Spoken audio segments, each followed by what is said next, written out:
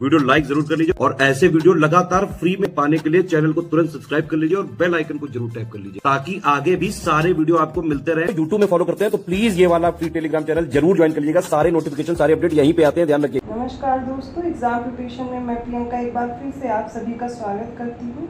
और आज की क्लास में हम लोग कल वाला ही टॉपिक कंटिन्यू कर रहे हैं, भारत छोड़ो आंदोलन, क्विट इंडिया मूवमेंट, जो कि लास्ट क्लास में हमने डिस्कस किया था। इससे जुड़े जो महत्वपूर्ण व्यक्ति हैं उनके बारे में भी बात की थी।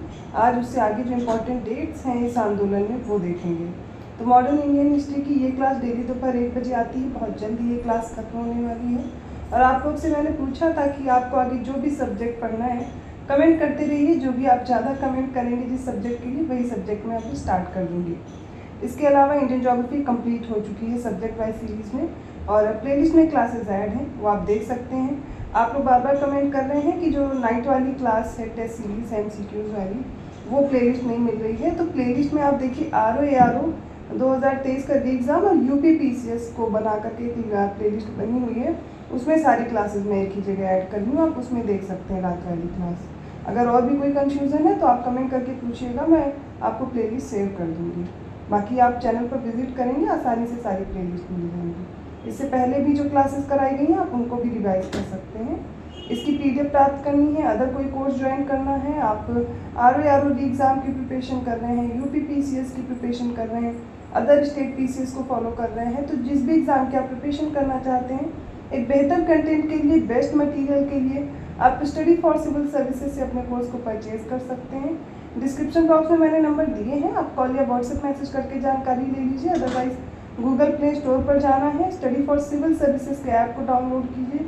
जो भी कोर्स परचेज करना है सारी डिटेल्स उसमें दी गई हैं, डेमो भी आप देख सकते हैं। स्टडी मटेरियल में आपको PDF दी जा रही हैं। इसके साथ में पेड क्विज है, प्रैक्टिस कराई जाती है डेली, मॉक टेस्ट हैं, फुल लेंथ टेस्ट भी दिए जाते हैं, जैसे कि आपके एग्जाम में ट्रेंड और पैटर्न है उसको फॉलो करते हुए। ठीक है, तो आप देखेंगे सबसे ज़्यादा सिलेक्शन भी स्टडी फॉर सिविल सर्विसेज ही देता है, क्योंकि हम लोग एग्ज़ाम का जो पैटर्न है उसको फॉलो कर रहे हैं। आप फ्री में भी प्रिपरेशन करना चाहते हैं तो बिना किसी परेशानी के आप प्रिपरेशन कर सकते हैं। आपको जो स्टडी फॉर सिविल सर्विसेज का यूट्यूब चैनल है उस पर विजिट कीजिए, आपको प्लेलिस्ट मिल जाएगी RO 2023-2024 के लिए। आपको वो फॉलो करनी है और आसानी से आप प्रिपरेशन करके सिर्फ उतना ही कंटेंट फॉलो करके आप सिलेक्शन ले सकते हैं। तो चलिए, ये हो गई आपके कोर्स से रिलेटेड जानकारी। आज की क्लास स्टार्ट करते हैं। महत्वपूर्ण व्यक्तियों को हमने देख लिया था, इससे रिलेटेड जो भी इम्पोर्टेंट डेट्स हैं वो भी देखते चलिए। तो बात करते हैं 14 जुलाई 1942 की। 1942 में हुई कांग्रेस की समिति की जो बैठक थी, इसमें मौलाना अबुल कलाम आज़ाद, सरोजनी नायडू, जवाहरलाल नेहरू, वल्लभ भाई पटेल, डॉक्टर राजेंद्र प्रसाद, सीतारमैया, GV पंत, प्रफुल्ल चंद्र घोष, सैयद मोहम्मद, सैयद महमूद अशरफ अली, JB कृपलानी, महात्मा गांधी, इन सभी लोगों ने भाग लिया था और भारत छोड़ो नामक एक प्रस्ताव को पास किया था। इसकी अध्यक्षता किसने की, तो ये याद रखिएगा, तत्कालीन कांग्रेस अध्यक्ष थे अबुल कलाम आज़ाद, इन्होंने इसकी अध्यक्षता की थी। 7 अगस्त 1942 को मुंबई के ऐतिहासिक ग्वालियर टैंक में अखिल भारतीय कांग्रेस कमेटी की वार्षिक बैठक हुई, जिसमें वर्धा प्रस्ताव अर्थात भारत छोड़ो प्रस्ताव जो था उसकी पुष्टि की गई। थोड़े बहुत संशोधन के बाद 8 अगस्त 1942 को प्रस्ताव स्वीकार कर लिया गया और भारत के स्वतंत्रता संघर्ष के तहत अंग्रेजों के विरुद्ध भारत छोड़ो आंदोलन प्रारंभ करने की घोषणा कर दी गई। 8 अगस्त 1942 को अखिल भारतीय कांग्रेस कमेटी की बैठक में पंडित जवाहरलाल नेहरू द्वारा भारत छोड़ो प्रस्ताव पेश किया गया, जिसका सरदार वल्लभ भाई पटेल ने समर्थन किया था। भारत छोड़ो आंदोलन का किसने समर्थन नहीं किया था, ये भी प्रश्न कई बार पूछ लिया जाता है। तो इसमें हिंदू महासभा दल आता है, कम्युनिस्ट पार्टी ऑफ इंडिया है, यूनियनिस्ट पार्टी ऑफ पंजाब है और मुस्लिम लीग। इन सभी ने भारत छोड़ो आंदोलन का समर्थन नहीं किया था। मोस्ट इम्पॉर्टेंट फैक्ट है, इसको याद रखना है। आपको ये भी याद रखना ऑपरेशन जीरो आवर क्या है। तो भारत छोड़ो आंदोलन आरंभ होते ही ऑपरेशन जीरो आवर के तहत गांधी जी और अन्य सभी कांग्रेस के नेताओं को गिरफ्तार कर लिया गया। गांधी जी को गिरफ्तार कर सरोजनी नायडू सहित पूना के आगा खां पैलेस में रखा गया था। स्थान याद रखिएगा। कांग्रेस कार्य समिति के सदस्यों जैसे कि नेहरू, अबुल कलाम आज़ाद, गोविंद वल्लभ पंत, डॉक्टर प्रफुल्ल चंद्र घोष, डॉक्टर पट्टाभी सीतारमैया, सैयद महमूद और आचार्य कृपलानी, इन सभी को अहमदनगर किले में रखा गया था। किसको कहाँ रखा गया ये याद रखिएगा। कांग्रेस कार्य समिति के सदस्य राजेंद्र प्रसाद मुंबई नहीं आए थे, उन्हें पटना में ही गिरफ्तार कर पटना जो बांकीपुर जेल है वहां पर नज़रबंद कर दिया गया था। गुप्त रेडियो प्रसारण जो भारत छोड़ो आंदोलन हुआ था इसी के दौरान हुआ था। बम्बई के विभिन्न भागों से कांग्रेस का गुप्त रेडियो प्रसारित किया जाता था, इसे मद्रास तक सुना जा सकता था। राम मनोहर लोहिया नियमित रूप से इस रेडियो का प्रसारण करते थे। 6 मई 1944 को बीमारी के आधार पर गांधी जी को रिहा भी कर दिया गया था, ये डेट याद रखिएगा। भारत छोड़ो आंदोलन जो कि 1942 में हुआ, इसके समय भारत के प्रधान सेनापति लॉर्ड वेवल थे और इसके बाद में वर्ष 1943 और 47 तक भारत के वायसराय गवर्नर जनरल भी ये रहे थे। इस आंदोलन के समय इंग्लैंड के प्रधानमंत्री चर्चिल थे।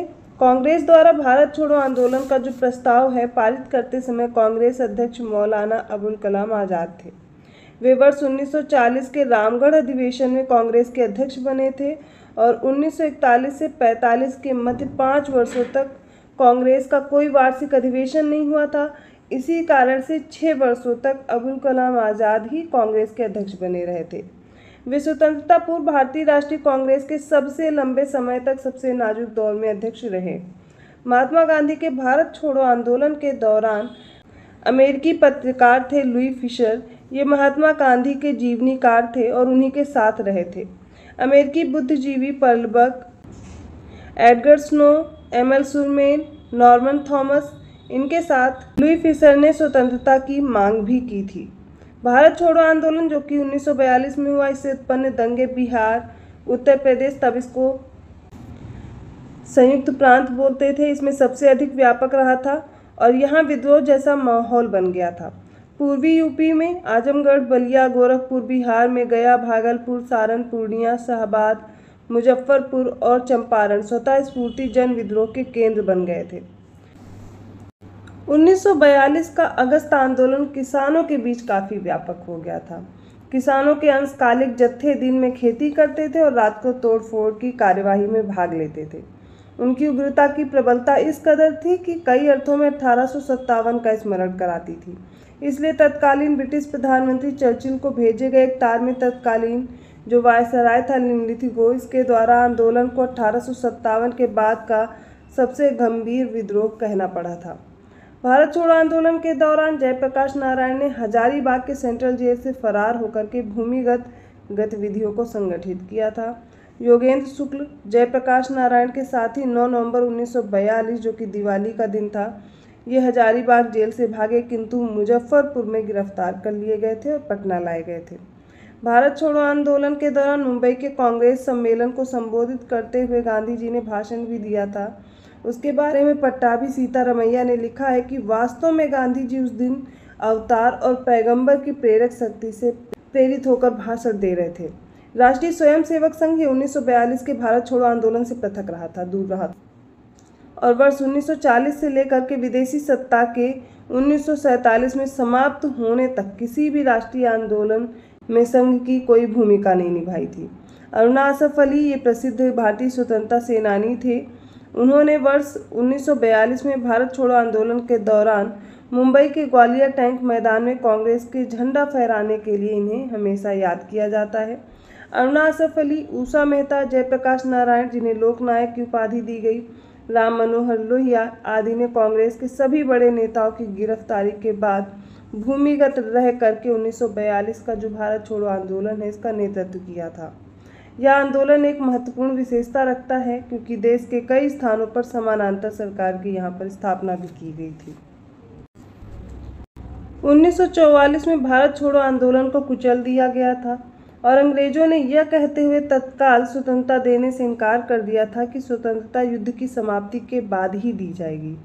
किंतु इस आंदोलन और द्वितीय विश्व युद्ध के बोझ के कारण ब्रिटिश प्रशासन को यह एहसास भी हो गया था कि भारत को लंबे समय तक नियंत्रित करना अब उनके हाथ में नहीं है, ये संभव नहीं है।